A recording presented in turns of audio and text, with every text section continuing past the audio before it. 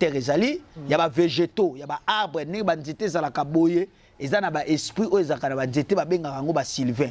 Donc mutu nyonso apportera kombo ya Sylvain. Sylvain za kombo ya ba démon, il y a ba génie o et travailler na ba nzete. Sylvain.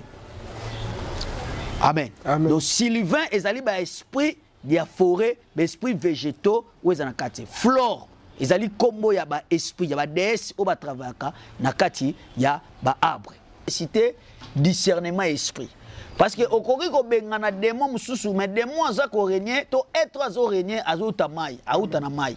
Mais yo zo bengana te mususu démon pas zuzu. Mais pas zuzu te mutazo sala kati na ye. Eza démon moko bo. Donc il faut zala na discernement et senga bato ba na délivrance, il faut bazala na don ya discernement, on va na don ya discernement pour na ko discerner esprit. Mais dans le Seigneur, que Dieu vous bénisse. Bon dimanche à tous, bien-aimés. Avant de commencer notre message, j'aimerais que nous puissions prendre un temps pour prier et laisser le moment opportun de la parole entre les saintes mains de Dieu. Alléluia.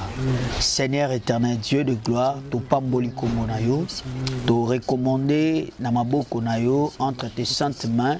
Pour recommander moment oyo opportun Yahweh kolo ya liloba na yo nzambe tolingi ko transmettre message oyo na mokili pe batu nyonso baza kola na biso ke ba comprendre que ya solo ete temps tozali nango yo bengi biso to gouverner o bengi biso to régner o bengi biso to sala ba grande chose yango to pambolo to tiki moment oyo yo likana ko enseigner bana na yo no enseigner biso na nzela molimo mosantu nango to bondeli mongo. Amen. Amen. Amen. Bien, que Dieu vous bénisse. Moutounion Sazola Nanga, bon dimanche à vous. Bon dimanche à prophète, le prophète Moïse Moukou. Que Dieu vous bénisse beaucoup. Vraiment, Nafa, toute la famille et la solo ba frère Nanga, que Dieu vous bénisse. Ndamba Pambola, Batounion So Bazako, la Nabiso, la cité d'adoration TV. Tozo Senga Nabino, vraiment. Beau s'abonner massivement. Il y a beaucoup de choses au cité d'adoration. Et ça, c'est la bino.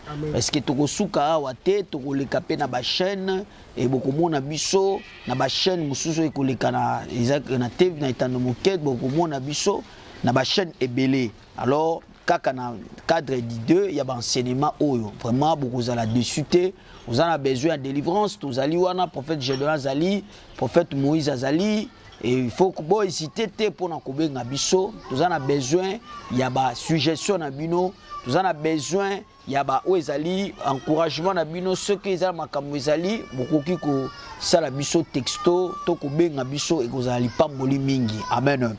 Alors bien aimé tozo continuer na matéria na biso to na enseignement oyo tozala ki déjà to kota ki na deuxième conception o ezali ya enseignement o to benga ki la nouvelle conception puisque to banda ki na zodiaque et lelo tozo lobela o za deuxième partie na biso ya nouvelle conception mais to koti déjà deuxième jour deuxième partie to suite ya auto banda ko lobela sur les 4 éléments tozo lobela la maîtrise il y a 4 éléments et na koloba boete batu peut-être tant tozo yo kaba matéria oyo toza ko enseigner biso soki mutaza na molimo nzambe te akoki ko qualifier biso to ba koko benga biso lokola ba occultiste koko benga biso ba astrologue koko benga biso bato bazali bato ya ésotérisme. Or c'est faux puisque nyonso oyo ba ésotérique ba ésotériste bazo bato ésotérique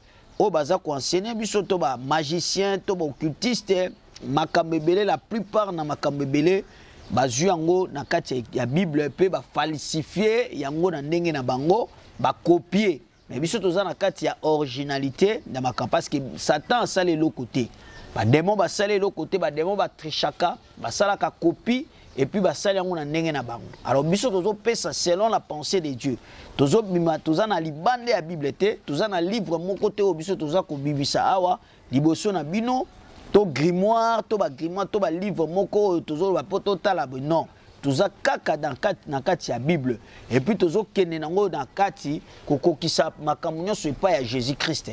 Donc tant tozo lobela les 4 éléments to banaki yango tozo ki yango wapi tozalaki dans l'introduction introduction na biso tozwaki yango na Romains chapitre nango 8 verset 18 tina 7 lobaki boye batangi j'estime que les souffrances du temps présent ne sauraient être comparées à la gloire à venir qui sera révélée pour nous.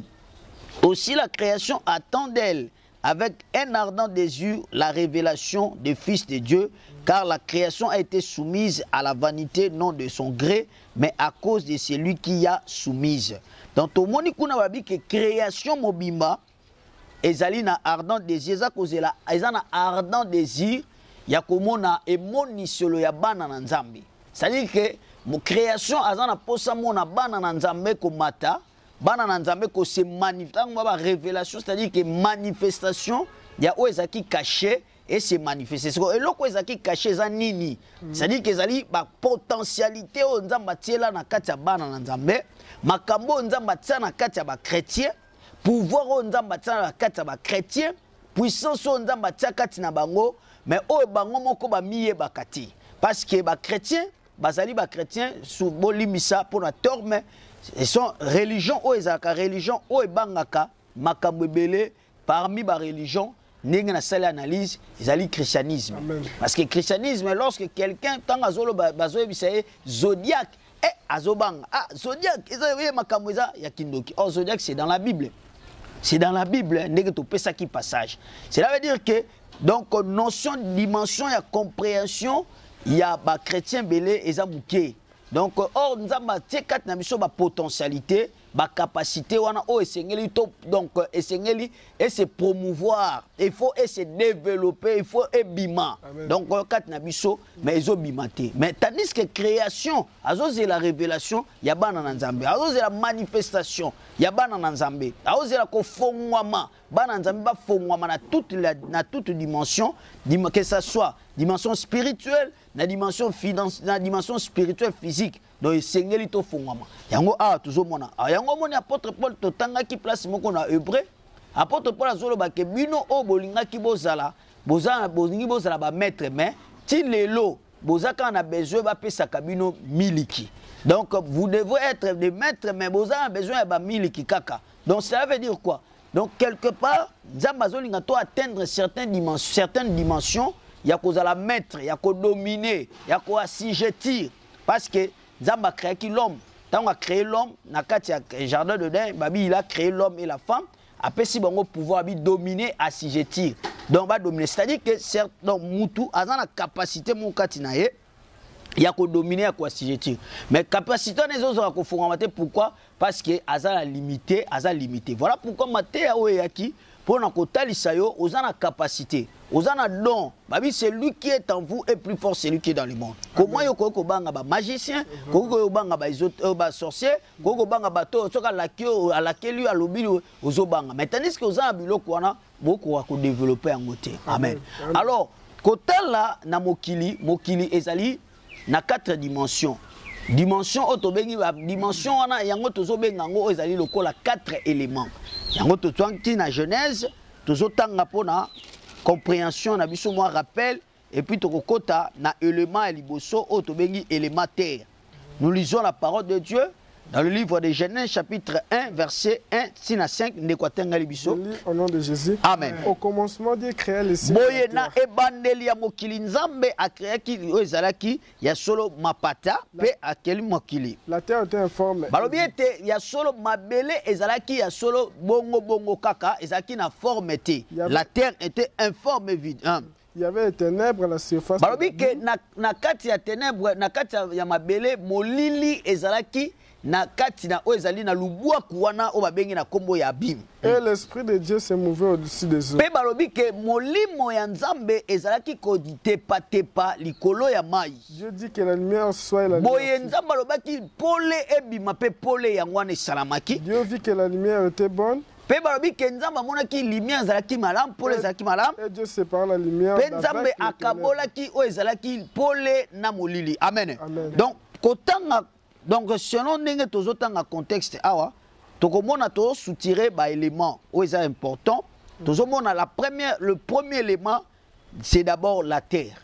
La terre qui était informe et vide.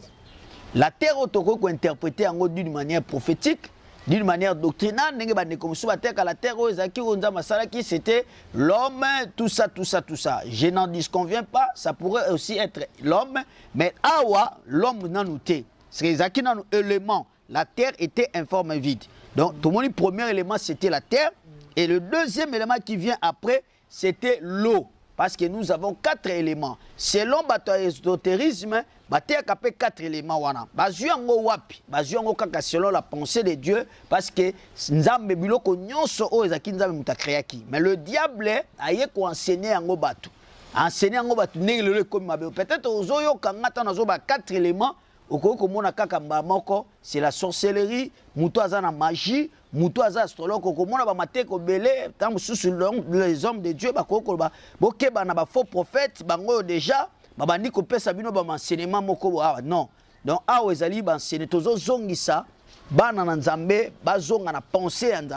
parce qu'ils ont un mystère caché. Alors, le deuxième élément, c'était l'eau. L'eau qui était là, l'eau est là qui est le deuxième élément. Et le troisième élément, c'est l'esprit. Or, l'esprit en hébreu, le souffle ou vent. C'est-à-dire que le troisième élément, c'était ça.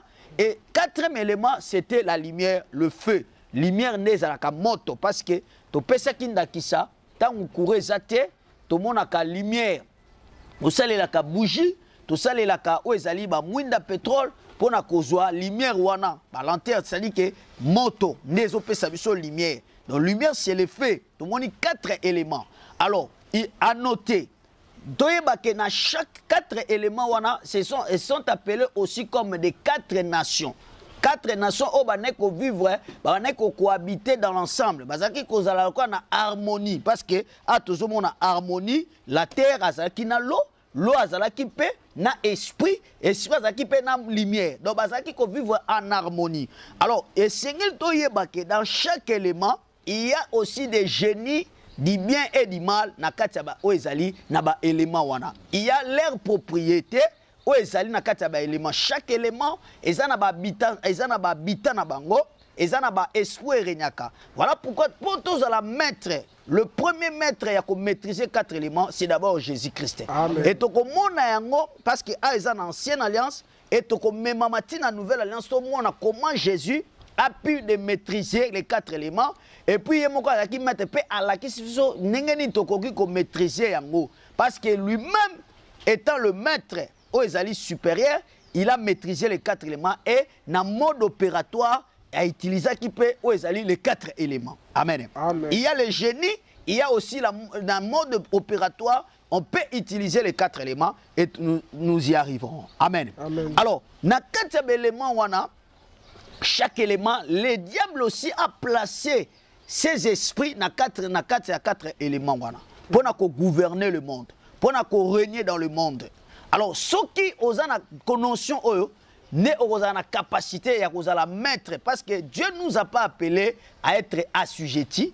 Dieu ne nous a pas appelés à être dominés, mais puisque pour que tu dominer, pour que tu assujetti, mais pour que tu dominer, tu assujetti, on devrait avoir cette certaine capacité, connaissance pour nous dominer, pour nous assujettir. Amen. Parce que tu reçois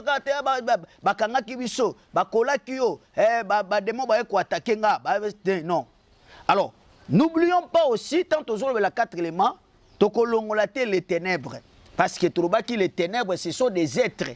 Les ténèbres, c'est des êtres. Non, ton comité pour nous expliquer, c'est là où maintenant il y a les combats. Pour expliquer les ténèbres, que les ténèbres ne régneront pas toujours. On va expliquer et les êtres des ténèbres. Amen. Amen. Alors, maintenant, la terre. Tant la terre, premier élément, la terre, la terre est dans la dimension. Il y a 2 êtres d'abord qui habitent dans la terre. Amen. Amen. Parce que la terre est dans 2 dimensions, 3 dimensions. Il y a la terre, il y a au-dessus de la terre, sur la terre et en dessous, très dessous, il y a de la terre. Très bas. La terre est dans 3 dimensions. Amen. Amen. Alors, dans 4 habitations à terre, il y a des esprits. Oyo eza na kati ya terre oyo eza ko kangape eza ko combattre biso toke na Apocalypse chapitre 12 verset 7 à la continuité totangi na d'abord Je lis au nom de Jésus. Amen. Et il y eut guerre dans le ciel. Michel, ses anges combattirent contre les dragons. Oui. Et le dragon et ses anges combattirent. Mais ils firent pas le plus fort et leur place ne fut plus trouvée dans le ciel. Amen. Et il fit précipiter les grands dragons, les serpents anciens appelés le diable et Satan, Oui. celui qui séduit toute la terre. Oui. Et il fit précipiter sur la terre et ses anges firent précipiter avec lui. Oui. Et j'ai entendu dans le ciel une voix forte qui disait, maintenant le salut est arrivé. Boye lobi koye sikoyo na likolo, gloire à Jésus. Et la puissance et le règne de notre Dieu et l'autorité de son Christ, car il a été précipité, l'accusateur de nos frères, celui qui les accusait devant notre Dieu jours et nuits. Gloire à Jésus. Ils l'ont vaincu à cause du sang de l'agneau et à cause de la parole de leur témoignage. Gloire à Jésus. Et ils n'ont pas aimé leur vie jusqu'au craindre la mort. Oui. C'est pourquoi réjouissez-vous. Cieux et vous qui habitez dans les cieux. C'est que ezana batu mususu ezana babitant ya likolo bazali, gloire à Jésus. Malheur à la terre et à la mer. Babi mawana o ezali na mabele. Car le diable est descendu vers vous, animé d'une grande colère, sachez qu'il a peu de temps. Babi ke mawa pona babitant o ezali babitant ya terre, pe na o ezali ya nini ya mai. Pour être Satan akiti likolo na bino. Donc au mona ke na kati ya mai ezana babitant, na kati ya likolo babitant bazali, na kati ya o ezali na terre babitant bazali. Donc chaque élément il y a des êtres parce que tozana bituma batbazo ebate tozana bituma na ba esprit, c'est-à-dire na ba esprit, les esprit négatif, tout le monde ba domination les autorités, mais tozape na bituma avec les êtres. Mami Wata, par exemple, Mami Wata c'est un esprit. Togo ba un esprit. Mais en réalité, ce n'est pas vraiment un esprit. Mami Wata, c'est un être. Tozana bituma na ba esprit avec les êtres. Amen. Il y a les êtres surnaturels et les êtres terrestres. Nde toko expliquer yango. Donc ça va l'exemple le a 4 êtres vivants. Tozo mona bango bazali baza boye baza awa nzoto ya mutu tomsu elongi ya lion, ce sont des êtres. Baza ba être mami otaba bazali ba être. Soko tali parce que mutu o mona ange mutu azali na nzoto ya mutu melongi ya aigle. Soko moni mutu boye être bongo okima. Ndenge moko pe ko zaka ndenge moko na mami wataza boye mutu mais awa za mukila. Donc zaka identique. Donc ce sont des êtres. Donc ça bituma na ba esprit na ba être. Amen. Tam sous c'est lo que zo combattre les ali ba être. Mais ça ba esprit te. Oh les ali ba déchité. Les ali tam sous ba ange déchité mais ali ba être. Donc seigneur poto yeba que ça ba être, il faut discernement ezala. Voilà pourquoi babi que malheur aux habitants de la terre et de la mer, le diable est descendu vers vous. Le diable est en kiti na se, ya mabele, a kiti na mai, ne bisika koto a eko tia suko ba agent parce que kita qui est mon côté, a kita kina. Alors tant toujours la élémentaire A non na mode opératoire ting. Élémentaire na point A. Toujours la A na ba dimension, terre est na ba dimension et belé. Les 4 est na 4 dimensions. Na 4 dimensions na ne yango ne o tobengaka ezali pe lokola les 4 mondes mais inclus na 4 ya o ezali na premier élément de la terre parce que la terre c'est le monde, ça fait partie du monde o to mona humanité mais monde ngo to so mona monde et na 4 dimensions. Yango a eza makambu teza dimension ya spiritualité ya makasi. Il y a une différence entre la divinité et la spiritualité. Pour bien combattre, il faut connaître la divinité, il faut connaître aussi la spiritualité. Toko koyeba ke Yesu aza nzambe. Est-ce que soki toyebi ke Yesu azali nzambe? Toko koyeba Yesu aza nzambe, toko bengana ba démon, toko bengana ba démon te. C'est la divinité. Toyebi ke Yesu aza nzambe, c'est la divinité. Mais la spiritualité est sur le système comment les démons opèrent. Parce que la divinité, la trinité, est-ce que les démons va travailler? Non. Le Père, hypostatique.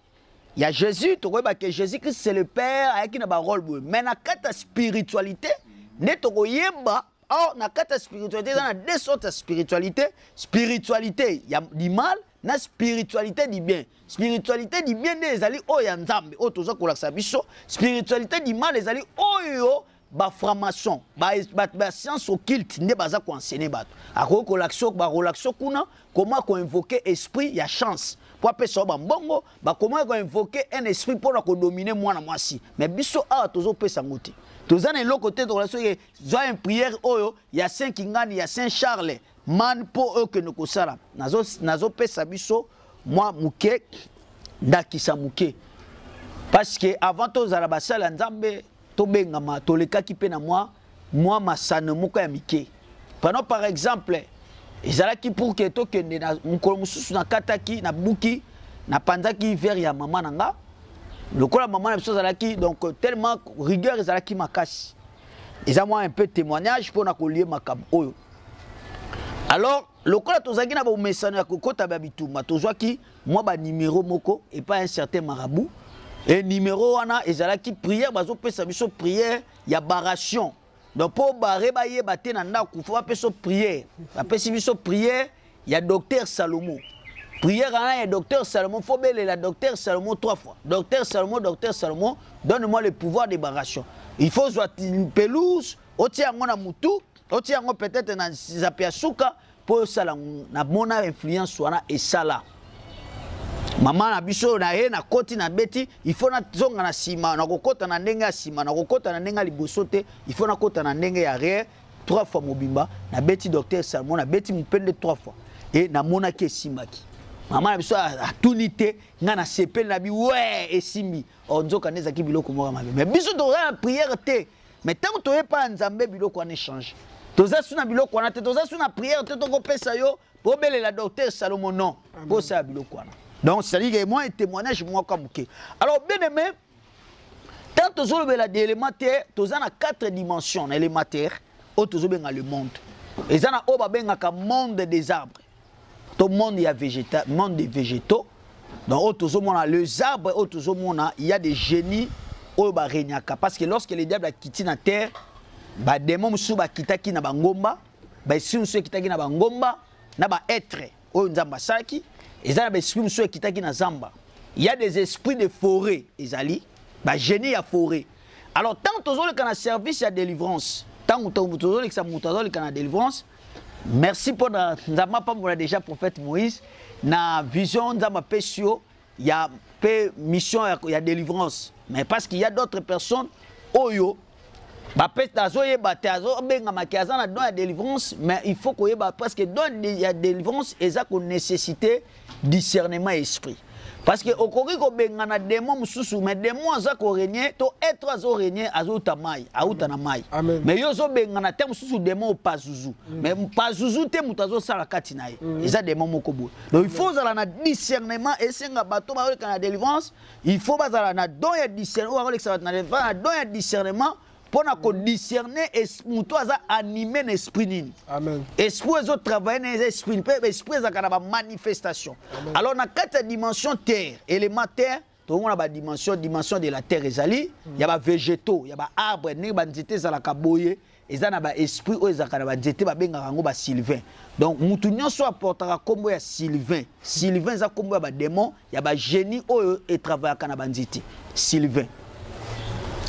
Amen. Amen. Donc Sylvain ezali ba esprit de la forêt, ba esprit végétaux ou ezana kati. Flore ezali kombo ya ba esprit ya ba déesse o ba travaillaka na kati ya ba arbre. Amen. Amen. Donc ezali ba génie wana alors ba Sylvain na ba pan, ezali ba esprit ya arbre ou ezaka komona nzete zoloba parce que nzete tangu Yesu a ekoloba na nzete alobi na abi nzete na yo jamais na yo okoki kobota nzete kaukaki. Jésus a liboma te. Jésus qui li boma te polo bana nzete pe nzete lo babe pesanga babi pona oh tokozongo na révélation nzete zo représenter mutu mais wana eza ko représenter et mutu te wana na révélation mais na normalité boye ezala ki nzete Mosko abana ki li boma polo bana nzete ni yo na jamais opon nzete bote sute fo ayoka amen c'est pour ayoka neni faza na matoi amen Jésus Christ a dit si ba disciple abi ah maître tala nzete oyo lobaki esaki nini ekauka bi soki boza na foi boloba na ngomba oyo elunga e osani C'est que oh ya sala qui toza pe capable de sali. Amen. Au moment où la place moko ne comment ka bete ce témoignage, abi non, ngana kolaki l'internat, tala batu moko ba prêtre moko ba pesa kinga biloko. Ayu akei place moko na internat, nzete zoloba. Ba beti prière mystique nzete bimisi misu, nzete zoloba. Donc nzete pe lobaka. Mais moi to yo kango ezati. Moi to yo kama to yo kama loba ya banzete ezalati. Moi to yo kama misu na ba to mona ngo ezati. Il faut zana na misu kaka pona nzama fongolo dimension pour comprendre ndenge banzete ezosadi ezoloba. Wana na dimension végétaux, wana na première dimension il y a premier élément. Deuxième dimension zali ba rocher mabanga oyo mabanga. Il y a des génies ya mabanga o toko mona yango kana terre. Ba génie ya mabanga ba benga bango ba oréade. Babenga bango ba napé, babenga bango ba oréade. Tangu Yesu zolo ba kerabina ba disciple ba yebisie, ba tu ba yebisie Jésus, ba bi yebisa ba disciple na yo, batia makelele te. Jésus ki salobina bango, abisi ba pharisien ben.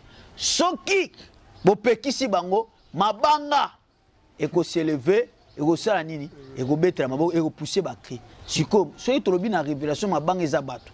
Parce que bateau va repékisa bateau va remettre ma bokote ba disciple azape bateau. Si ko bateau va crier ma banga ezape ka bateau. Non, eza banani. Ezali ba génie o bazaka ngoma benga bango ba oréade. Yango na to komi na tête ko expliquer lo comment alors tant mususu bat baza nimé na esprit ya ba oréade. Tant mususu ezali ba Sylvain de mutu ba travailler na batwana. Parce que l'esprit de Sylvain yango travaille dans le village. L'esprit de Auréade yango les dans le village. Amen. Alors, troisième dimension ezali otobengaka les hommes, l'humanité. Batu ne toujours mona, bazana batu bazana ba catégorie ya batu. Amen. Batu o toujours mona batu, ezana batu ba sorti ya batu. Et quatrième dimension ya suka ezali région inférieure de la terre. Donc, dans Ephésiens chapitre 4, 6, 11, Romona Kuna, Bazolo Abisso, bas de la terre, la région inférieure de la terre. Il y a des esprits qui sont dans la région inférieure de la terre. Dans la province, parce que terre est dans la province. Il y a ma belé, il y a de l'enfer, la province infernale de la terre. Il y a la province, on appelle la ville. Parce que Lucifer a bien organisé. Tamsu ya outi tamsusu azana département des esprits ba ange musu ba na département na bango na sia mabele kuna.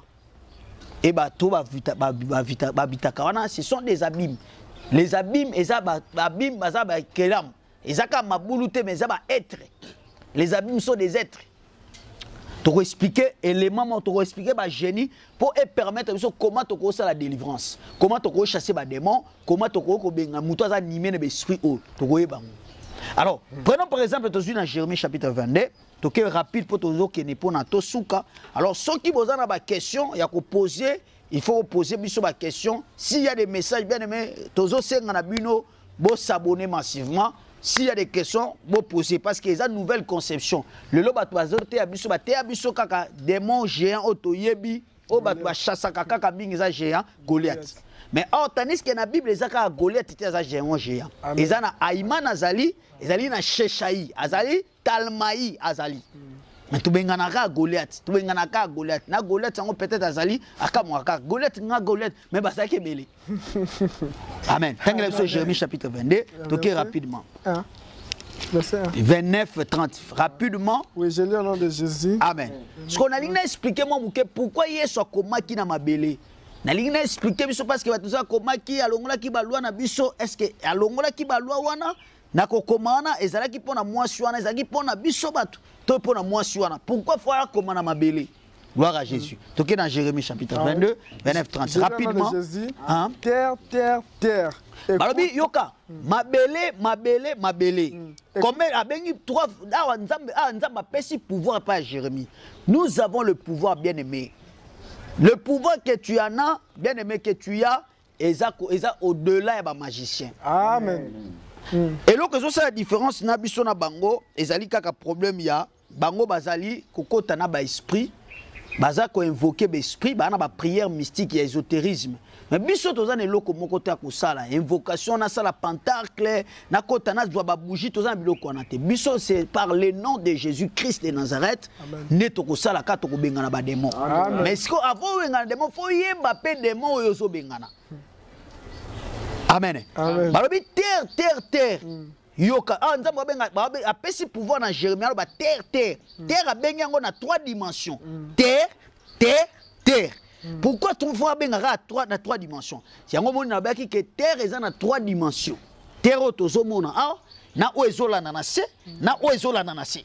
Nenga moko pe na ciel, nenga apôtre Paul azolo ba quelque part, il y a les cieux de ces 3 dimensions à bassier. 3e ciel. Terre pesa na 3 dimensions ya terre. Parce qu'on a 3 dimensions ya terre, il y a des choses qui se passent, il y a des êtres. Gloire à Jésus. Continuons.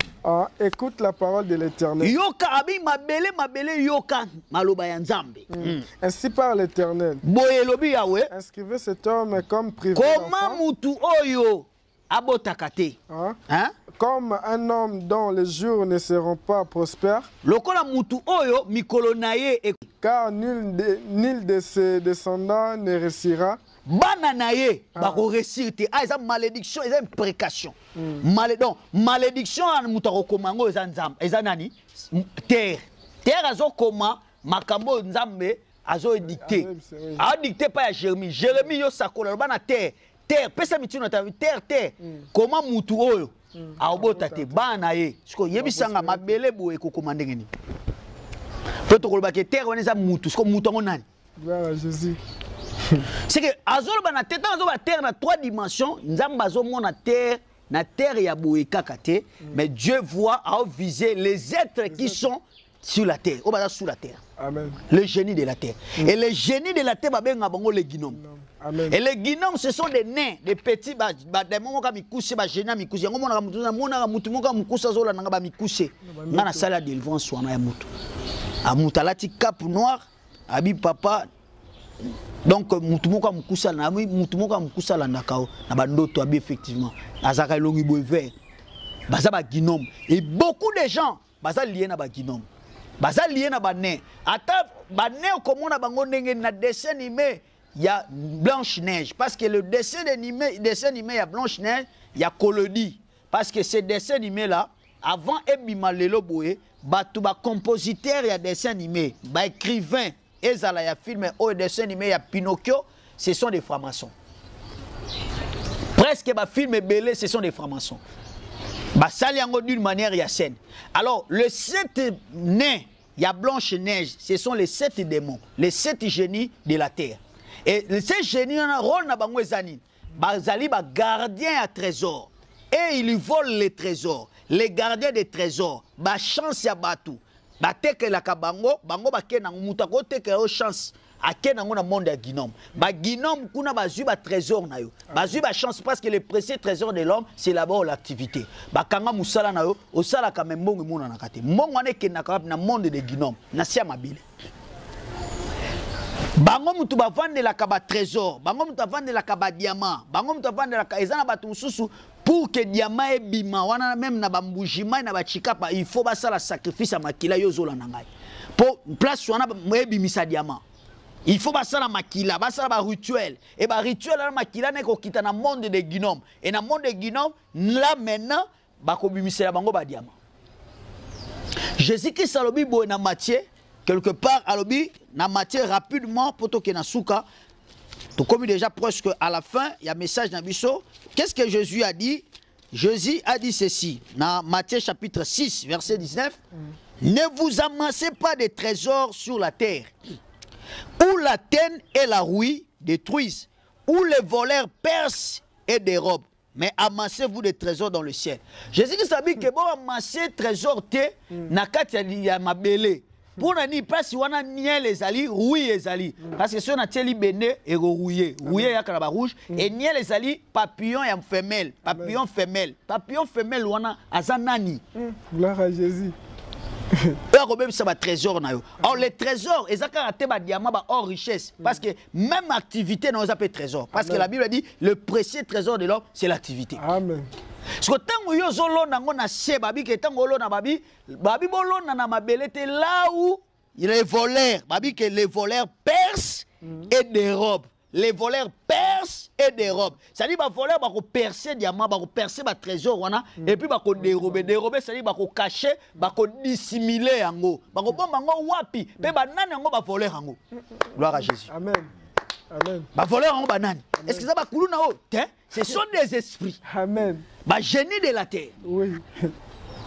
On a tika ki loko nanga ebungi ebunga kenab eza diamant mbongo nanga ebungi mbongo ebunga kaka mais mutakota ki azwa kite eza ba esprit o ba benga ba ginom ba uti na troisième dimension ya monde infernal ba zui yango ba kei nango. Alors bien aimé yozola nanga tu dois récupérer ce qui appartient à toi. Il faut ça la récupération. Alléluia. Ya oyo nyonso ya yo ekena na monde ya ba ginom. Amen. Amen. Amen. Il faut que nous récupérions parce qu'il y a des gens qui sont invisiblement. On peut ça exemple moi si biloko invisiblement. Badlor ba mbongo bunga invisiblement. Ba chaînette bunga invisiblement. Atiki chaînette abina tiki mbongo e bunga monanité point et que la monde ba gunam. Alors faut na récupérer. Amen. Yo bungi sa kozaka na tendance à ko bunga ba biloko. Il y a un budget il est grand temps bien aimé. Il y a Roluka Bassala Nzambe. Tout ça, on a un numéro 081 62 30 182. 082 18 52 232. Sokozana Makambouana, Benga Bisso. Sokozana suggestion, Yebisa Bisso Toko Yebisa Bino. Negeni Yoko Sala, pour y récupérer. Le lot de la délivrance, combat spirituel, mais Batwazo s'est focalisé. Papa Nangai, no kona kangayo, kene ko buka bote la balle, kene ko buka bikeko, biloko on était ami mingi. Mais nano yoki biloko te. Oh, ils ont le débit. Nante ba yebisho ke biloko on est kenaka, o ba kenaka no na monde de ténèbres, na monde de ténèbres na dimension ni. Amen. Na monde ni parce que monde de ténèbres za munene. Si les grands temps maintenant, poto eba makambo, ababi que terre a inscrivé muto, akokoma nenge nini, muto bakobala te mabele, mabela koma. Bien aimé mabela komela bate belé makambo. Amen. Balwe belé. Alors ce qu'on va comme mabele muta komi yo parce que pour bik il faut ça nani na mabele. Alors lié sumasia na okata tangu mwasi wana oya sali bakangaki na flagrance ba memi pas Jésus. Jésus ake abu afukami. Il a écrit sur le doigt. Akomaki deux fois. Sur le doigt. Gloire à Jésus.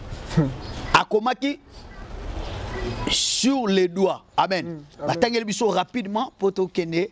Ngongana biso essayer comme ko belema pour to lingito kata awa. Batangel biso Jean 8 verset 1 5. Et puis ngana kotanga na Exode rapidement.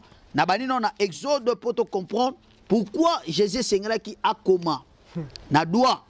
Gloire à Jésus. Amen. Lisons d'abord passage au Tangi, au na Jean 8, et puis tu roules place. Jésus. Amen. Jésus s'est rendu à la montagne des Oliviers. Dès le matin, il alla de nouveau dans le temple et tout le peuple vint à lui. Ouais. S'étant assis, il enseignait. Oui. Alors les scribes et les pharisiens amenèrent une femme surprise en adultère, oui. Et la plaça au milieu du peuple. Il dit à Jésus, Maître, cette femme a été surprise en flagrant délit d'adultère. Oui. Moïse dans la loi nous a ordonné. Moïse dans la loi. Pour ceux qui ont expliqué, parce que Bélé va interpréter les hommes bêtés. Je n'en disconviens pas parce que nous avons une dimension à Moutra Moutou. Moïse dans la loi nous a ordonné qu'il n'a biso il y a qu'on lapider moi sur sali nini convoitise. Or ce qu'on a Exode 20 au roman dans la Bible dit que tu ne commettras point d'adultère. C'est que cette femme là a ça qui nini adultère. Ça fait partie de quoi? De la loi. Loi wana tango ezozala ezaki inauguré. Ezaki inauguré nengeni, ezaki inauguré par le sang. Le sang wana babwaka kango wapi? Babwaka kango na makili, na babwaka kango na mabele. Et kenaki wapi? Et kitaki na mabele. Tango ezokita na mabele pour que no sala nini? Gloire à Jésus. Ah eza spiritualité. Tango ekitaki et puis okomona nzamba sala ki loi wana akomaki na doigt. Lokola bakomaki yango na doigt. Pour loi et longa, il faut comment appelle na doigt. Ok, la Bible. Gloire à Jésus. Nous lisons la parole de Dieu dans le livre d'Exode. chapitre 31, 18.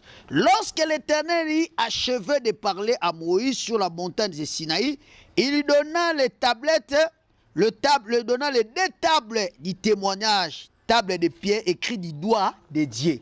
Donc, Nzamba komaka loi na lisapi. Akoma na lisapi na ye. Akomi loi. Papa. Siko, tangu Nzamba akoma loi. Tangu Nzamba apesa loi. Nzamba azwaki kaka 2 témoins.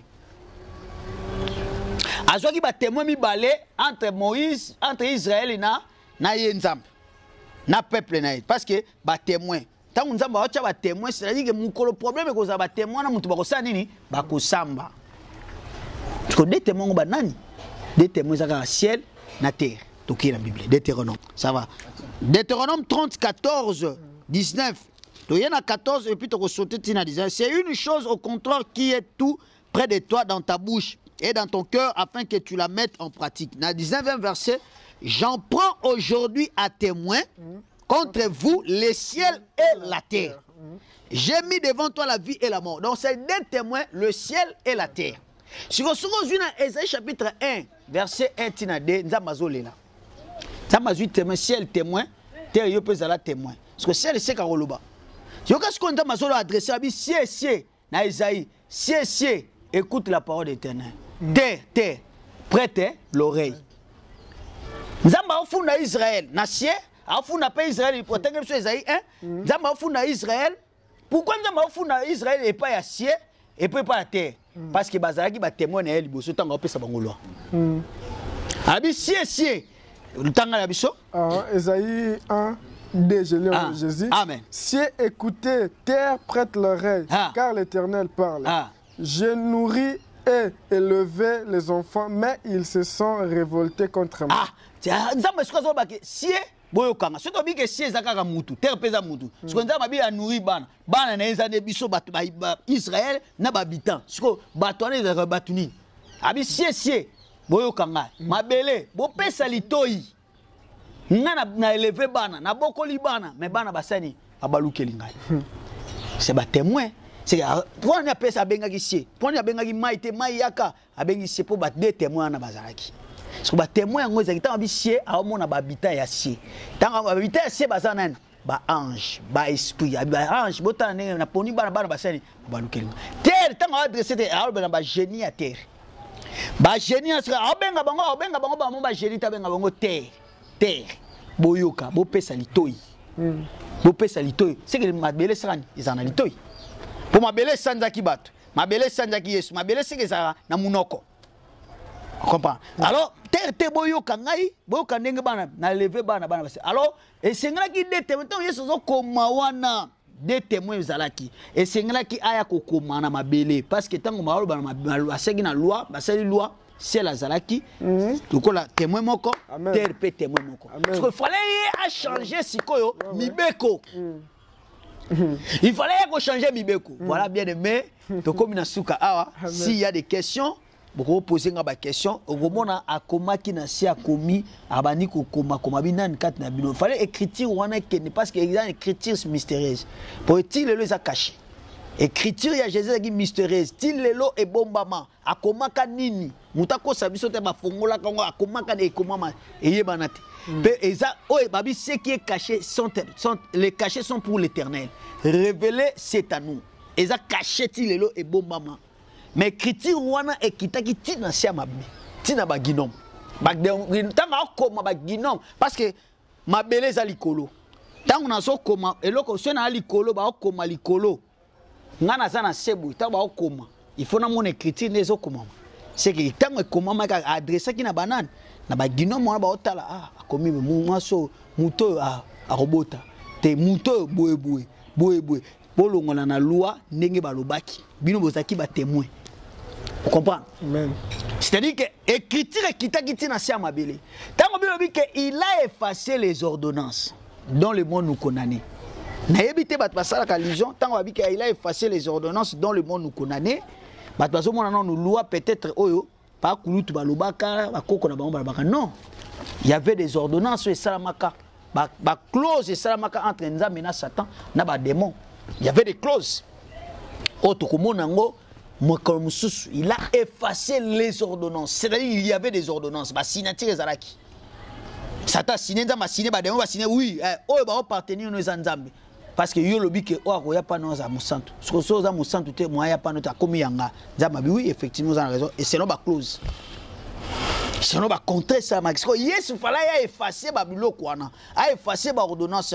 Attendez que il n'y a plus la condamnation de ceux qui sont en Jésus-Christ. Il n'y a plus la condamnation, mais bien aimé, aux autres vivent la condamnation de parce que, oui, aux gens à Christ, mais malade est ici, là, oh, mais la caba kiss, même n'a pas pasteur, mais ça, a un problème.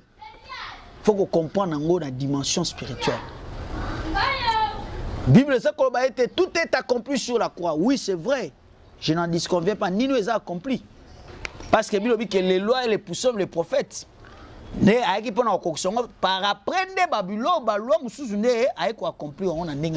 mais d'abord, c'est les lois, les poussons et les prophètes.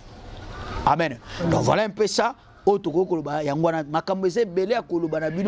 que temps est mouké, ce que ça, au moni réagir et tokopé sabiso solution na mayango. Et tous travailler ensemble, tous les prophète Moïse, ce que ça lié na l'esprit, parce que ça combat monsieur ça combat l'esprit, bat monsieur ça bat la délivrance, bazo la ka batumbong. Ba ça délivrance pour mutabi kate. Bazo e baté mutaza nimé l'esprit ni. Ozo bengana tam susu démon ezo travailler kata sœur eza asmodé. Mais yo zo bengana abigor. Tam susu démon eza katina ye, ezali o ezali démon mususu. Tam susu adramalek, mais yo ozo bengana anamelek. Donc, ça bien dit. Alors, toko ya pe na batam sou toko pesa bino discernement avec les esprits, ba combat ba démon. Amen. Na kopesa na Bible, na bité na kezo livre à grimoire, pour prophète kezo grimoire té kaka dans la Bible. Na kopesa bino ba combat ba esprit, pe nengeni na ba travail kana via ba poto ko ka sala délivrance na mtika nzambe nanga apambola bino. Amen. Merci.